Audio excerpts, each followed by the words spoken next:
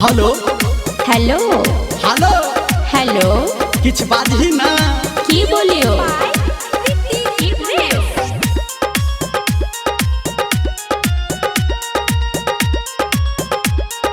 Presented by Maithili बाबू। तीन बेर देलही मोबाइल तू तो कीन के अच्छा। भाई हमर फेंक देलकै नहरी में छीन के अब केना बात करती है। अच्छा। तीन बेर देलही मोबाइल तू तो कीन के हाँ। भाई हमर फेंक देलकै नहरी में छीन के लगी गेलै मार रात भाभी के। मियां बीबी राजी तो क्या करेगा पाजी। अच्छा। करब बियाह चल भागी के। मियां बीबी राजी तो क्या करेगा पाजी। करब बियाह चल भागी के। तो भाई के कहाँ जेबी करब बियाह चल भागी के। मियां बीबी राजी तो क्या करेगा पाजी। मंचला रिकॉर्डिंग स्टूडियो।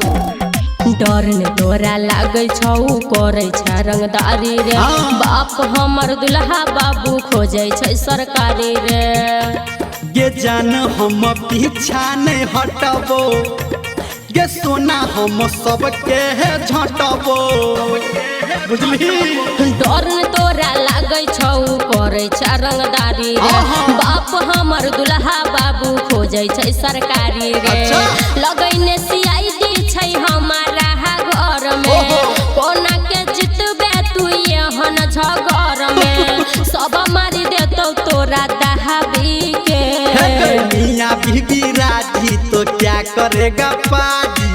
करब बियाह चल भागी के।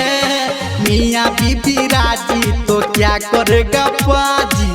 करब बियाह चल भागी के।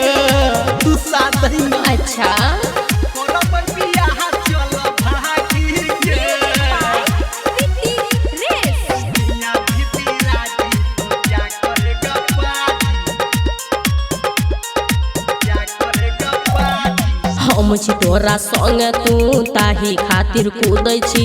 हमर मजबूरी दुख ने कनियो तू बुझै छी। गे जान तू एना नहीं बजही।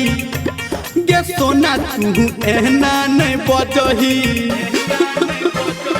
हम छी तोरा संग में तोए ताही लागी कूदै छी। हमर मजबूरी दुख ने कनियो तू बुझै छी। सुन धर्मेंद्र सोना के बोलही बोली ना। राइटर संटू चलाई देतौ गोली। अच्छा। कहै छियौ हम गाबी के। मियां बीबी राजी तो क्या करेगा पाजी। करब बियाह चल भागी के। मियां बीबी राजी तो क्या करेगा पाजी। करब बियाह चल भागी के। चल लगे जा।